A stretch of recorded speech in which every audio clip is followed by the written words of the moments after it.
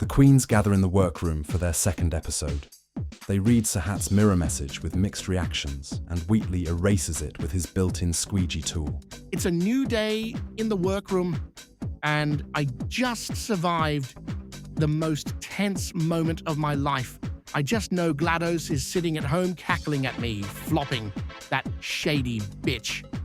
But it's a new day and a new chance to claw my way to the top. The queens congratulate Asta again for winning. Asta nods and thanks them. Doing excellent drag is what I do. These girls have only seen the beginning. I'm destined for greater things. Asta is on a drag high after eating us all up on the runway last week, and I kinda live. But this week I'm determined to remind that cheeky bugger, he's not the only fashion queen in town. The queens discuss what the next challenge could be. Bendy is hoping for a comedy challenge. The Phantom wants an acting challenge. Spider-Punk is hoping for something more unique and impactful. Mr. Bean says he's happy with whatever challenge Arthur and production throw at them. I don't believe in challenges that don't translate to the bigger picture of drag as protest. Call me a Debbie Downer, but I stand by that. Actually, maybe I should try to let loose. We'll just have to see what kind of challenge it is and if I vibe with it. Versatility is the name of the game, and I'm very versatile. Before doing drag, I was a watermelon farmer, and before that a frog culturist. And before that I was directing a shadow puppet theatre down the block. I've done it all. Megamind asks the queens if they think there's already queens to watch out for after week 1. Phoenix says sure, and that they can all watch out as Wheatley rolls out of the competition. Asta says it's still too early to say, but that last week's win should give them some early hints. Bendy says that that's true, and that it was a close call between them and Phantom, and they are the ones to watch out for. Heathcliff chimes in and says he's not scared of rubber hose on the main stage and is still shocked that Arthur and the judges ranked Bendy high last week. Seriously, Bendy's look was shit. His makeup was shit. His hose was shit. Him trying to play up his nostalgic charm to the judges was shit. I smell a production favorite, and I know a lot about favoritism growing up. Clock that Earl Grey. Bendy says that he believes the judges see the tried and true charm of his drag and trusts that the UK will love it as well. Wheatley also tries to get a word in, but production cuts him off as they tell the queens to prepare for the mini challenge. It do take nerve to cut me off in the middle of a speech, but oh goody, a mini challenge. Hello, hello, hello, my darling dearest queens. For today's mini challenge, we have our special guests whom you will be giving a makeover to. Please welcome this random collection of queens from Cartoon Drag Race, who are definitely not the All-Stars 5 cast. I'm not gonna lie, I was shook when Arthur said there were gonna be guests for the mini challenge, and it was a bunch of main series queens. I said a whoop, jump scare. I had such a great time with the legendary Zelda. Bitch should have won her season.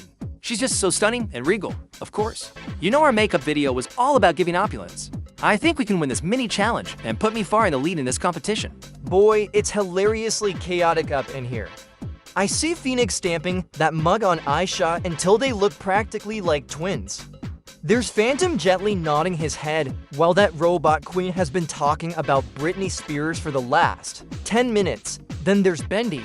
I'm not sure he was interested in winning the challenge as much as he was interested in a chance to put Mickey Mouse through the ringer. I look across the table and see Mr. Bean going all out, with Leela on using the signature Mr. Bean mold to accentuate the face, and combining it with Leela's single-eye makeup is stunning. Good synergy and collabs between queens. Now that's something I believe in. My god, Leela and Mr. Bean look stunning. I'm doing my best to terrestrialize good old Miss Jinx here to make her a fit to my Gross-themed mug, and we are camping it up. Spider-Punk, painted Che Guevara's face on Red Guy's ass and told. The audience drag is supposed to disturb. Such a revolutionary queen. Oh, I was disturbed all right. I am so confused. I am so sorry, because Wheatley just turned that bald queen into another floating head like him by that cantory, which is surprisingly good as an illusion. Meanwhile, I'm pretty sure Bendy is trying to kill Mickey with the routine. A brass knuckle for blending? I don't think. And Anka, she's Muggiana Dupree the house down. But she told me the craziest story about her runways being made by blind Belgian nuns. I am completely gooped, gagged and gandered. Here on this day. Well, queens, you certainly gave our guests some artistic touches to think about, but the winners of the mini challenge are Wheatley and Mr. Bean. That should gag them a bit, for sure.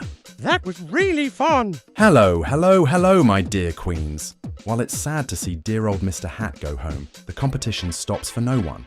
This week, we're challenging you queens to take a chance at love. Now I'm really confused, love. I held her to know. We all saw La Punny flop in France, all stars because she kept thinking about her you all lover. We all saw the messes with Fry and Raquel. And those twinks from the Philippines. And we all saw what happened with Corey and Lydia, mama. I smell a stunt. Yes, this week, you'll be acting improvised roles in the hit series, The Bitchelor. Ooh, that's the challenge where queens pretend to be contestants in a dating reality show. I'm told I'm a rather fetching clump of servos, so I think a win is in the cards for me this week. For this challenge, you'll be co-starring with our extra special guest judge, none other than my dashing former drag daughter, Alfred Jones. Well, now I'm just plain baffled. Kagame Len's been hitting the gym. Baby, call me Estelle, because I want some of that American boy right about now. Now, you get 2 hours to prepare your characters and potential lines for the act, before we round you up for the taping. The queens wave goodbye longingly as Alfred and Arthur leave them to their work. Boy, was the guest hot or what? I think I'm going to be distracted for the whole taping. I'm looking forward to this challenge. I'm an amazing actor, and these queens aren't going to know what hit them. I'm planning to make my character an exotic sugar mommy from Persia. It might sound crazy to some, but Persia is where I developed most of my drag and artistry in the old days, before the fall of the old empire. The Beatles, or as Phoenix occasionally calls it, the Pretty Boy Alliance, discuss their characters for the show. Asta says he's going to play a rank-and-file secretary, looking to sleep her way to the top. Phoenix says it's a fierce concept, and says he's going to be a rap star looking to marry into power, sort of like Black China. Heathcliff says he's stumped for a character and asks the queens for a suggestion. Asta knits his brows and then says it would be interesting to take a risk and play some sort of Spice Girls reject. Heathcliff nods and says he can see the vision and gets to work with his lines. I love my Pretty Boy Alliance. We're covering each other's weaknesses, and we are going to be the top 3 of the season. I'm taking the crown, of course, and they can win all stars, haha. Phantom, Megamind and Bendy discuss their characters. The others are amazed by Phantom's unique concept and say he's going to be the one to beat this episode. Megamind tells them he's going to be an alien Judy Jetson hooker looking for the time of her life on Earth. Bendy laughs and says that concept is cool as well. Megamind yawns, saying he's thankful for the compliment, but that it feels too much like RuPaul's Best Friend race right now. Phantom and Bendy laugh, and Bendy says, okay then, your fabric is shit, your concept is shit, and people can play. Tic-tac-toe on your 5-head. Megamind laughs and says that's more like it. Bendy says they're going for their strengths and playing a flapper. Phantom says it's an interesting choice, very interesting. I think Bendy and Phantom are pretty strong contenders, but I also think they'll need to get on my level of shady if we're gonna make it clear to those uppity twinks across the workroom that we mean business. Wheatley, Milo, and Rollcake work on their looks. Wheatley talks about playing a robo-sex doll, kind of like Jude Law's character in Artificial Intelligence. Milo questions how Wheatley can serve Jude Law realness shaped like a ball. Wheatley shushes him and says the ball never quits, and that at this point, the balls are the balls. Milo is confused, saying he'll play a clueless milkmaid, so that this confusion will help him nail the expressions for the role. They ask Rollcake what his role will be for this challenge, and he glances at them before realizing he has nothing prepared yet. I've been so confused about everything so far. I can't get my head into this because of all the shenanigans from the mini-challenge. Bendy beating up Mickey. Anka and her blind Belgian nuns. That's it. Rollcake says he's going to be a blind Belgian nun who's tired of the convent and wants to experience the thrill of her life. Wheatley says it's a good idea. Mr. Bean and Spider-Punk quietly discuss their roles. Mr. Bean is playing a famous actress who wants to get away from it all and slum with the locals. Spider-Punk thinks it's a charming idea and says that he will be a rock star wasting away, her life on sex, drugs, and rock and roll. He says it's a good way to deconstruct his persona and show the judges he can let loose. Mr. Bean shows concern, saying he's known Spider-Punk for a while and knows him as a queen who stays true to herself to a fault. Spider-Punk assures Bean he's got this. The queens get ready to play their roles with Alfred Jones. with Peppa Pig providing coaching for the queens. They try out a few lines. We had a lot of fun with this challenge. I hope the judges can see me shine through this week. I don't believe in hoping for the best, but I felt great during taping. I think I can be in the top again for this challenge. This challenge is supposed to be right up my alley, and I'm feeling good about my performance tonight.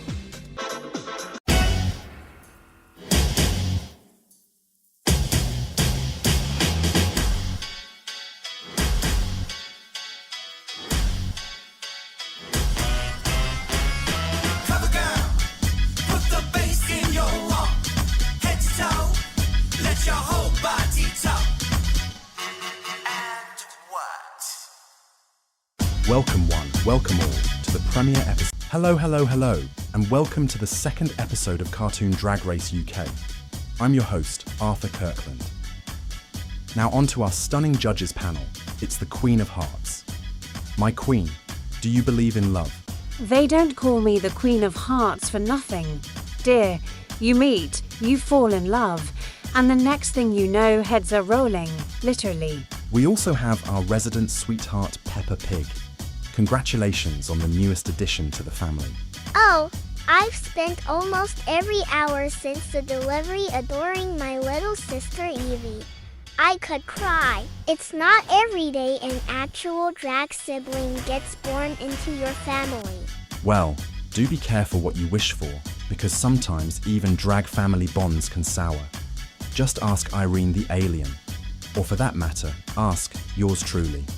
Now, for our extra special guest judge, please welcome from across the pond, my drag daughter, former drag daughter, Calvin Klein supermodel and McDonald's World Ambassador Alfred Jones. How did the queens treat you tonight? Bro, I haven't seen more thirsty twinks since the Arthur Kirkland impersonator party last year. Ahaha, fuck you. For this week's challenge, we got the queens to make up characters and star in our very own take on The Bachelor. Let's see how they did. My name is Alfred Jones, and I'm just looking for love. Let's meet the lucky ladies now. I'm ready for my interview, Mr. Jones. Are you into pink Lamborghinis? We finna get into it now. If you want to be my lover, you gotta ditch these hoes, cause they're a couple of bricks. Cut the cameras, dead ass. Hello, human resources. There's a cat fight in the lobby. So what do you do for fun back in your country? Have you ever had your cock sucked by a snake charmer? I can tell you it's much the same principle. Oh, all this talk about cock got me wanting to dance. Why get tootled by this musty, crusty desert hobo when I can give you the Milky Way Slurp Gorbatron 9000 experience? I'm just looking for love in an age of impermanent thrills. Darling, let's get away from these Judy Jetson hookers. Oh, so I'm a Judy Jetson hooker. I'm Judy Jetson hooker. Bye, Cici Delmas. Well, aren't you a tall glass of milk? Milo moans and blushes and forgets his lines. Make me come alive, come on and turn me on.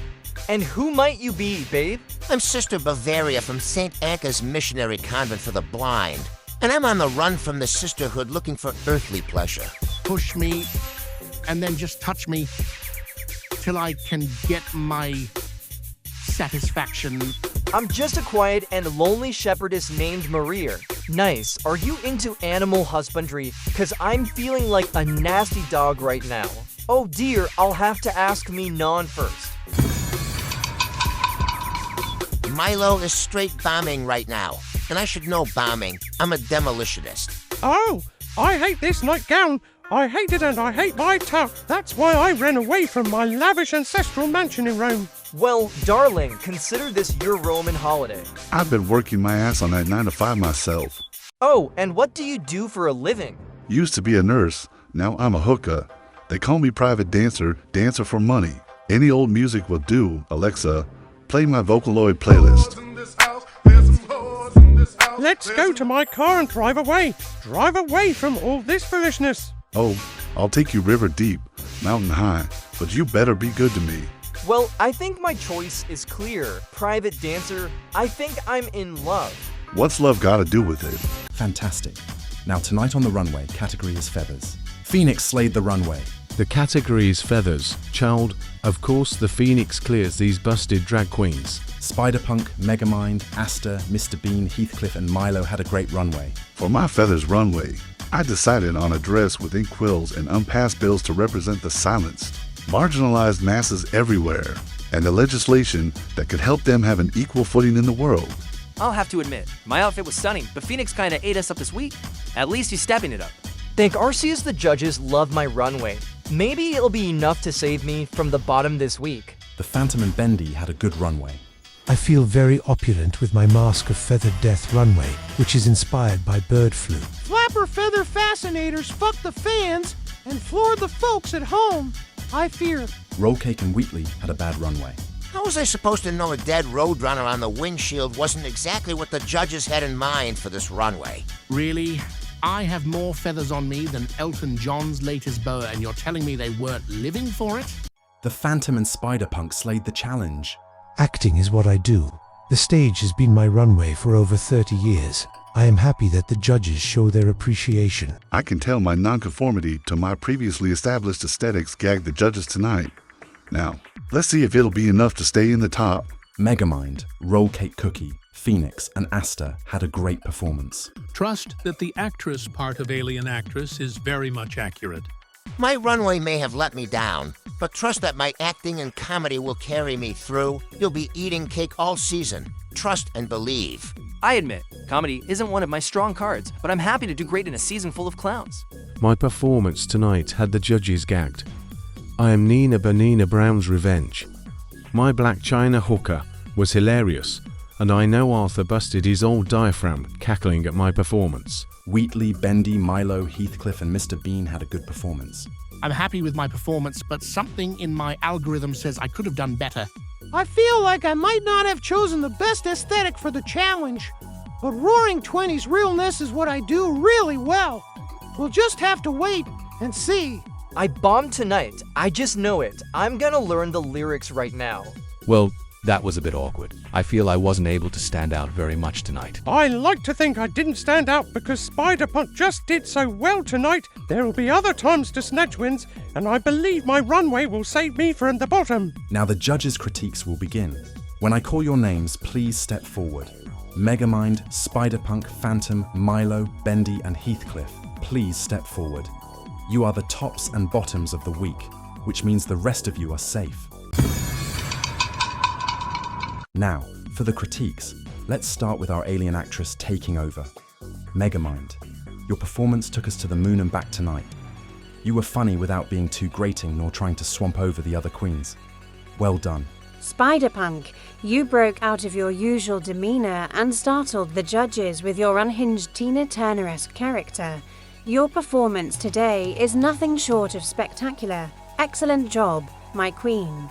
Phantom, acting is your queendom, and tonight, you reminded everyone why that is. Your character was deliciously eccentric and funny, and I am still in stitches. Milo, tonight, your performance seems like your insecurity from episode 1, part 2, the remix.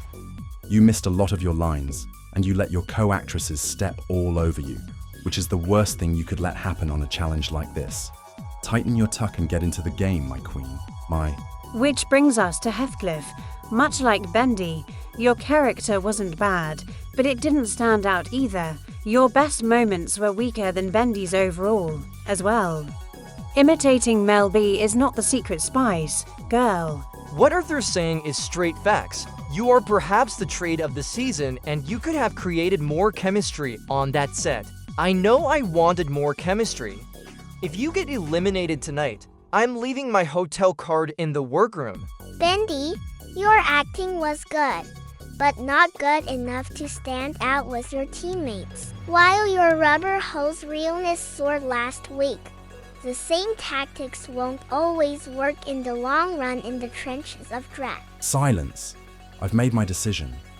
Megamind, your performance continues the tradition of big foreheads and believable acting. Spider-Punk, your rock star character pushed it to the Nutbush city limits. Phantom, you didn't leave Box 5 empty. You had it packed and raving.